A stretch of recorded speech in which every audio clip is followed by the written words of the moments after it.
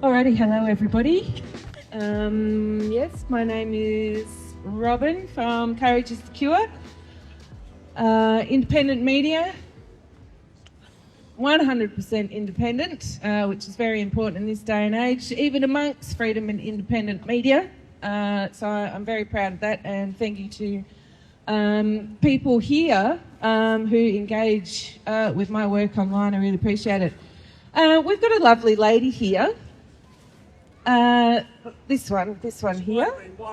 Julie Inman Grant, the E-Commissioner of Australia. She is, in fact, the only E-Commissioner in the world. And we have been blessed in Australia to have the very first one appointed to us to protect us online. It's always nice to know that we have an E-Commissioner to protect us online, because I might sound a little bit sarcastic, yes, trying to be a little bit humorous, yes, but there is a lot of awful stuff online. We know that is true. We know we do need to be responsible parents, aunties, nanas and grandpas when we have our children and grandchildren online, that they're not accessing inappropriate material. Well, we know that because that's part of our responsibility as parents, as grandparents, as aunties, as uncles, so on and so forth. But Julie Inman Grant, who I might add is not Australian, she's actually American, and if you've got some spare time, just have a look at the CIA connections. That's not a theory. It is actually some information you need to look at. But Julie Inman Grant isn't interested in the fact that parents can be responsible for their own children and what they access online. No, she doesn't care that parents are quite able to look after their children. She wants to introduce the underage, the under 16-year-old social media ban. Excuse me, it's such a mouthful, I'm struggling to say it. So last week we had Julie Inman Grant. She went along to the National Press Club and she addressed them for half an hour giving a speech, and then half an hour when the corporate media cameras that were invited along, she spent another 30 minutes answering their questions, and she was giving Australia some long-awaited information about the under 16-year-old social media ban. Now, this address that she gave to the National Press Club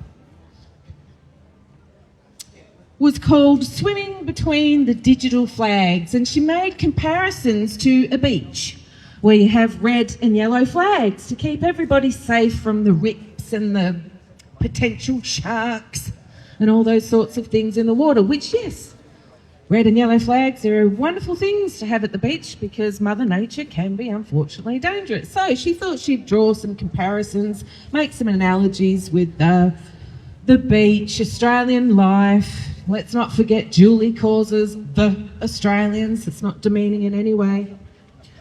So she gave a speech called Swimming Between the Digital Flags. She has changed the name of the social media ban. It's now termed a delay. She's changed the very name of the under 16-year-old social media ban because a lot of people were starting to kick up a little bit of a fuss about a third party, an unelected bureaucrat. Let's remember, we did not elect the E-Commissioner. She was appointed to us, an American appointed to us.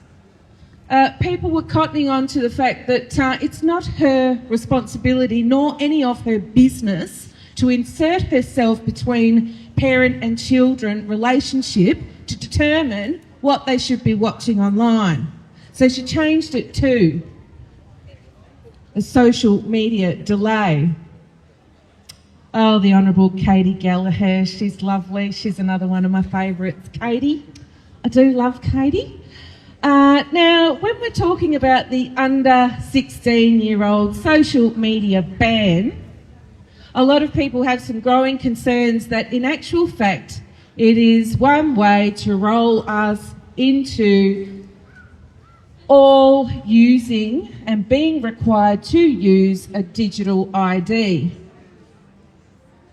Last year we had the Honourable Miss Katie Gallagher, our Financial Minister, say that digital ID will not be compulsory. So when we had Julian Mungrant address at the National Press Club, there wasn't much detail about this social media ban.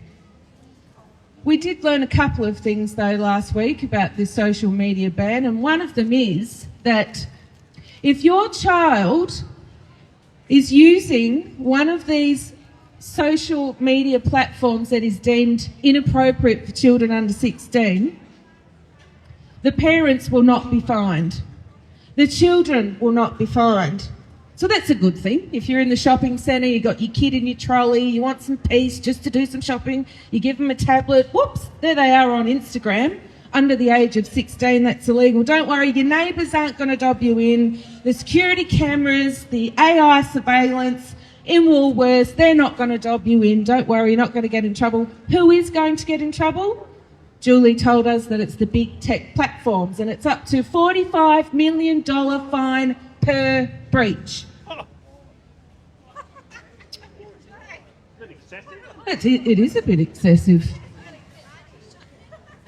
So the social media platforms have a big incentive to make sure that you as parents, you as grandparents, you as aunties and uncles, make sure that your children or your nieces, nephews, whatever they might be, don't access these platforms, because big tech will receive a rather large fine for every single breach.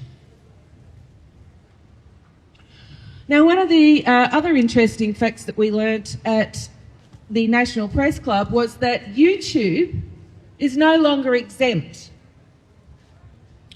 So platforms such as Instagram, X, Facebook Messenger, you will have to prove that you are over the age of 16 to use it.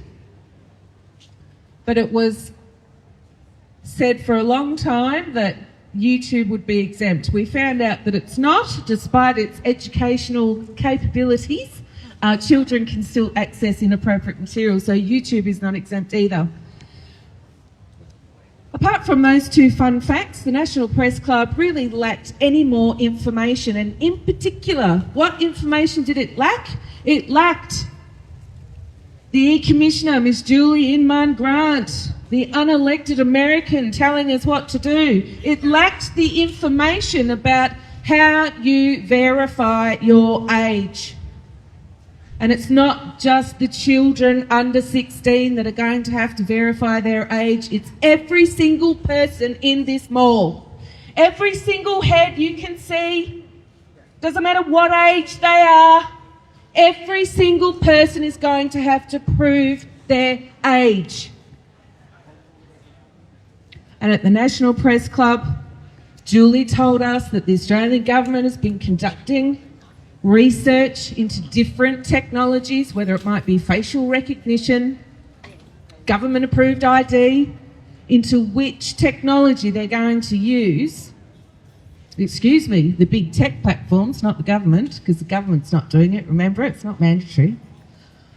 Which technology they're going to use. So we don't know. We don't know how they're going to force, but it's your choice, remember, because you want to use digital ID. We don't have any information on how they're going to make people prove they're over the age of 16. The lack of detail says one of two things. They don't want to tell us how we will be required to prove our age, how every single person in this mall is going to be required to prove their age. They don't want to tell us, because if they did, you'd get more people like us kicking up a fuss, and the government can't have that. The government cannot have people standing in the street and telling everyone that you and you are going to have to prove your age when you use social media. Oh, and last night, Friday, when you were too busy watching a movie and at the pub, Miss Julie Mungrant let everyone know that if you want to use Google search engine, Google Maps, any Google service, you're going to have to prove your age. That was last night while you were sleeping. The other reason there's that complete lack of detail, I would suggest, because it's one of the two, is that they don't know. They haven't figured it out properly yet. They haven't figured out how this facial recognition technology is going to work sufficiently to stop children from accessing the internet, because we all know it's not actually about protecting children from harmful content, because Pornhub is exempt. Pornhub is exempt, everybody. So I would suggest it's because they don't want people like us standing in the streets with the details about how every single person is expected to verify their age, because if we get too many people in the street that demand Miss Julie and Marn Grant go back to America and leave us alone and leave parents to parent their children alone, they've got to keep that detail away from us. So I would implore everybody, do not sign on to digital ID. Once you sign on to a digital ID, it walks us down that garden path to a social credit system. Just remember, everybody, the under 16-year-old social media ban has nothing to do with protecting children from harmful content. It's to get you to sign on to a digital ID. Reject the invitation. Get a VPN. Let me tell you now, you do not need to comply. Just say no. Thanks, Stuart. And Julie, please go back to America. You're not welcome and you were certainly not elected. Thanks, everyone. Well said, Robin.